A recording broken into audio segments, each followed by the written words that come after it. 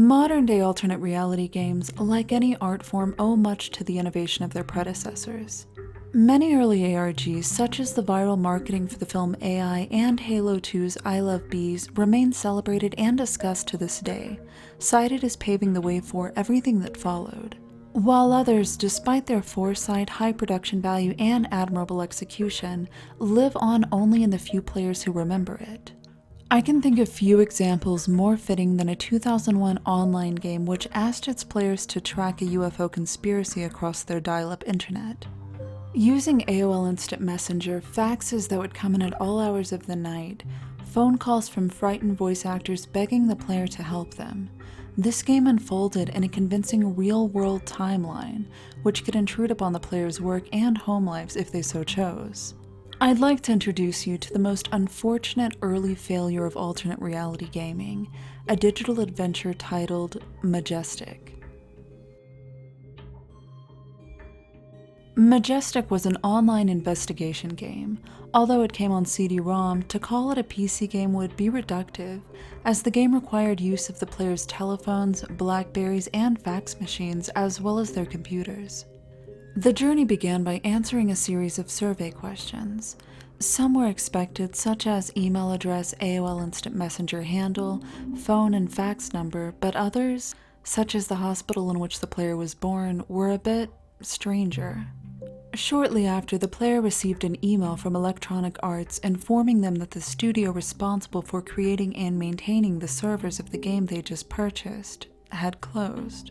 Dear Majestic player, due to a fire at our Animex studios, we at Electronic Arts are forced to suspend the online game Majestic until further notice.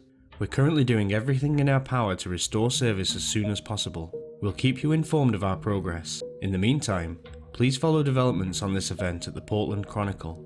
It's likely some players believed that the game was over, but once they clicked through to the link at the end of the email, they realized the game had only just begun. By following a series of links leading to web pages and videos, the players fell into a rabbit hole of conspiracy. The fire at Animex Studios was no accident. It was arson, meant to serve as a warning to the studio for probing into government secrets, such as the Roswell Area 51 incident and MK Ultra mind control. Of course, the player's job was to ignore this deterrent and assist Animex Studios in their investigations.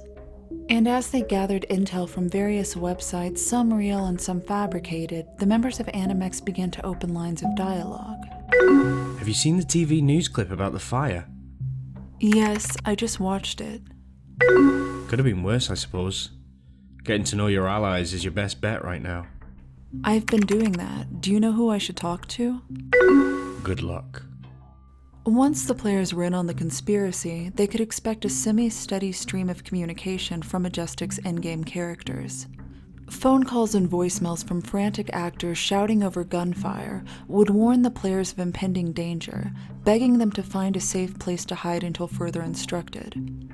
Faxes would come in, often with alarming information such as personalized medical records including birthday and the hospital in which the player was born. One gamer reported receiving medical documents which detailed how trackers were being injected into children via their vaccines. Due to the frightening and unprecedented nature of these elements, the players had the option to control their desired levels of realism. For example, if they wanted the full experience, they would receive phone calls in the middle of the night, faxes at work, with nothing held back. I think they're in on it. Alternatively, if they shared a living space with other people who weren't in on the game, the player could opt for all communication to begin with a disclaimer stating that what followed was part of a video game. The studio behind Majestic was committed to realism. During the 2001 Electronic Entertainment Expo, Majestic won the Game Critics Award for Best Original Game.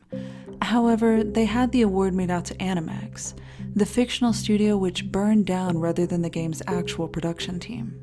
The concept for Majestic can be traced back to a radio show Coast to Coast, a nationally syndicated program which served as a platform for many conspiracy theories. Hosted by Art Bell, who Majestic creator Neil Young cites as his inspiration. The show featured a caller who claimed to be a member of a secret government organization known as Majestic 12. As the story goes, Majestic 12 was originally assembled in the late 1940s by President Harry Truman. The team was tasked with investigating the alien spacecraft which crash-landed in Roswell, New Mexico the very same year. It's speculated that this call is what triggered 30-year-old Neil Young, who at the time had been brainstorming ways to push the boundaries of online gaming into uncharted territories, to begin conceptualizing Majestic. As a finished product, Majestic was unique, ambitious, and groundbreaking. But because the public had never seen anything like it before, EA's advertising team had their work cut out for them.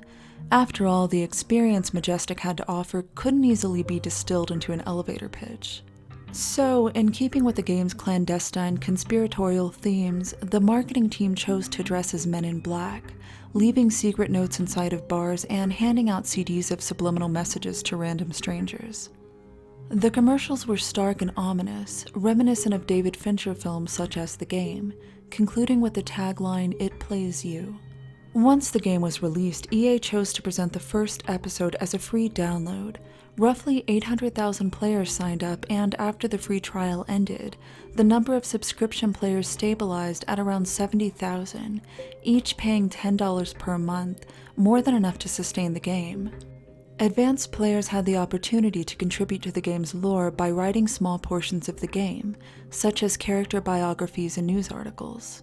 Majestic appeared to be a success. It was beginning to look like a new era of gaming was breaking into the mainstream market, with Majestic heralding its arrival. But only months into the game's run, public opinion began to change, and it wasn't long before the number of subscribers plummeted. After only 4 complete episodes into its storyline, EA officially nixed Majestic, and one of the first instances of immersive alternate reality gaming came to a tragic conclusion. So, what happened? Why did Majestic fail? And why have many of the most enthusiastic video game and ARG aficionados never heard of it? There are many reasons, but the one cited most often is player constraints. Majestic's production team wanted to simulate a realistic investigation unfolding in real time. Things happen in an orderly fashion as they would according to the time on the clock on the wall. So if it takes a character an hour to go from one place to another, it's going to be an hour before they contact you again through the game. Obviously, this realism was at the expense of player autonomy. Unaccustomed to having to wait until sometimes days later to continue the storyline just when they were becoming immersed was irreconcilable for many players. But in Majestic's defense, it was never intended to resemble a traditional video game experience. Its controlled pacing and episodic nature much more closely resembled a television show or a radio broadcast, meant to be absorbed in bursts of 30 minutes to an hour, followed by a long period of downtime until the next one. And much like a television show, the elements that went into each episode of Majestic had to be filmed, edited, and integrated into the game, all of which the production team was continuously doing. Although the success of episodic games such as Life is Strange and The Walking Dead may have conditioned the current gamer crowd to more readily accept this type of segmented experience, in 2001 the idea of playing a portion of a game only to be told to wait for the rest was incredibly frustrating. It's also likely that the game suffered from overhyped advertising. The promised elements of faxes, phone calls, and instant messages, along with the bizarre advertising campaign, inevitably led some players to believing they'd be experiencing a certain level of gritty realism from Majestic, rather than the cheesy pre-recorded voicemails and chatbots. Here's a little piece of advice. Although there are some alleged instances of players receiving personalized communication from Majestic's actors, this seems to be the exception, not the rule. But with a peak player base of 800,000, streamlining was to be expected. There were also tragic outside forces which contributed to Majestic's failure. Only weeks after the game's release, September 11th happened. EA temporarily closed their servers, but this time it was due to a real tragedy. Drawing a chilling parallel to the game's opening email, the game's terroristic motifs no longer seemed like trivial topics fit for a video game. EA released a statement which said, "Some of the fictional elements may not be appropriate at this time." Once the servers reopened, the player base had shrunk from a thriving 70,000 to a meager 10,000. Not only this, but due to the massive success of the Lord of the Rings film franchise, EA chose to redirect many of their employees to begin working on tie-in games, including key personnel of Majestic. But what I would argue is the main reason for Majestic's failure is the same reason why The Secret, the national level treasure hunt covered in my previous video, was never completed. It's a matter of timing. Regardless of the aforementioned shortcomings, 2001 was simply too early for such an ambitious project, and similar to The Secret, the technology was premature. Personal computers still relied on dial-up connection, not to mention many players only had a tenuous grasp on how to navigate their prehistoric internet. The task of tracking a terrorist through cyberspace was simply asking too much of them. Game analyst PJ McNeely is quoted saying, "Majestic was like offering driving lessons to 10-year-olds." The team behind Majestic went their separate ways, many experiencing individual success. Creative director Neil Young went on to found the video game company Network. Producer Kira Snyder later won a Primetime Emmy for her work on The Handmaid's Tale. But the project which started their careers, which showed the world their capabilities and ingenuity, has largely become forgotten. So, why have I made a video over Majestic? After all, it was a failure, and perhaps there's a good reason why it faded into obscurity. Well, similar to my reasons for covering The Secret, I believe its obscurity is temporary.